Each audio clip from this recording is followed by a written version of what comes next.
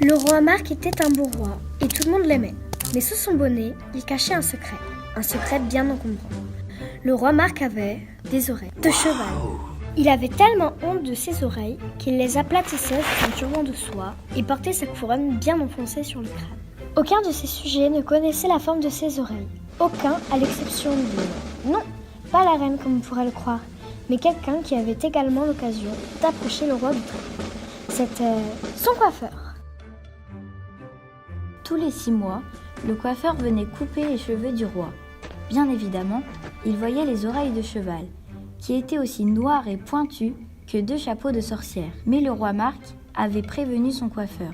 Si jamais tu parles de mes oreilles à qui que ce soit, dès demain matin, je te fais couper la tête. Le coiffeur n'avait nulle envie de perdre la tête, ni le lendemain, ni un autre jour d'ailleurs.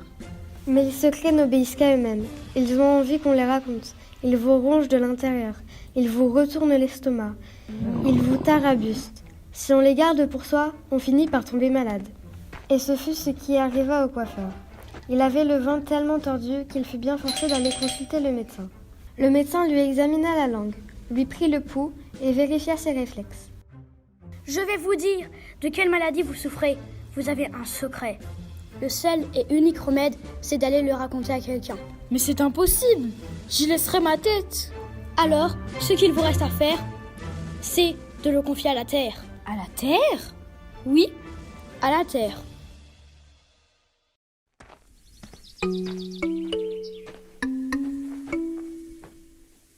Voilà l'endroit rêvé pour révéler mon secret. Il s'assura que personne n'était aux aguets, puis il s'agenouilla. Il prit ensuite une profonde inspiration et chuchota. Le roi Marc a des oreilles de cheval. Il releva la tête, la clairière était vide, alors il répéta, et cette fois plus fort. Le roi Marc a des oreilles de cheval. Comme il commençait à se sentir mieux, il décida de crier à plein poumon. Le roi Marc a des oreilles de cheval. Puis il se redressa d'un bond et se mit à danser la sarabande en chantant. Le roi Marc a des oreilles de cheval. Le roi Marc a des oreilles de cheval. Les épaules délivrées d'un énorme poids, il revint au château en gambadant gaiement, sans plus accorder la moindre pensée au secret du roi. Mais le lendemain, à l'endroit où le coiffeur s'était agenouillé pour confier son secret à la terre, surgirent quelques minuscules pousses vertes qui se mirent à grandir. Elles grandirent durant toute la journée et toute la nuit pour devenir de beaux roseaux costauds, bien droits, les plus beaux de la région. Quelques jours plus tard, une bande de ménestrels, en route pour le palais du roi, traversa la forêt. Ils s'y arrêtèrent pour manger leur pain et leur fromage. En faisant quelques pas dans la clairière, l'un d'eux tomba sur les roseaux, les plus beaux qu'il ait jamais vus. Ce musicien-là était un joueur de pipeau, et ses flûtes, il les taillait dans le roseau.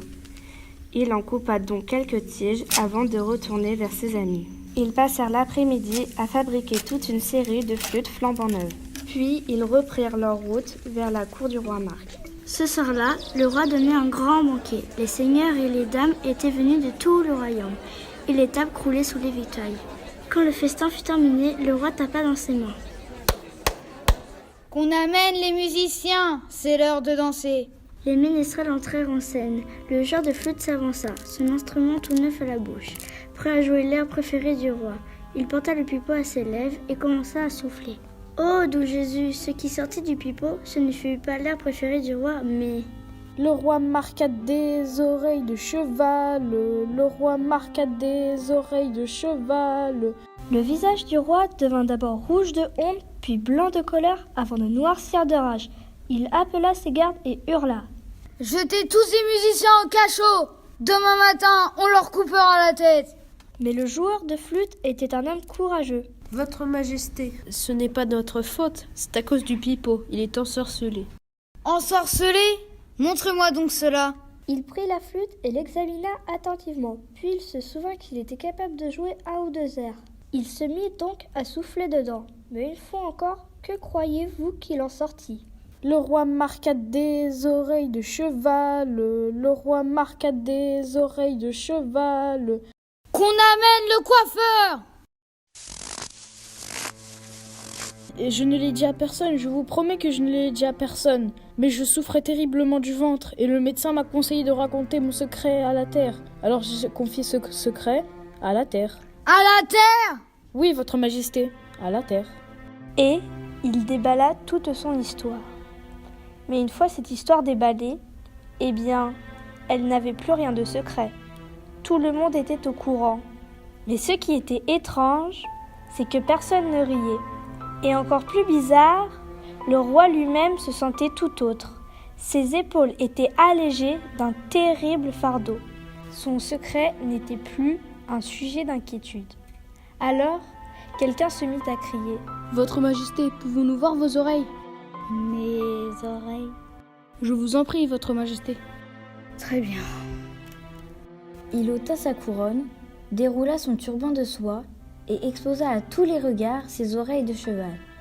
Puis, le roi fit le tour de la salle pour que chacun pût contempler ses oreilles à loisir. Et les applaudissements éclatèrent. Et comme il était le seul roi au monde à posséder des oreilles de cheval, et parce que c'était leur roi à eux, ses sujets étaient très fiers de lui.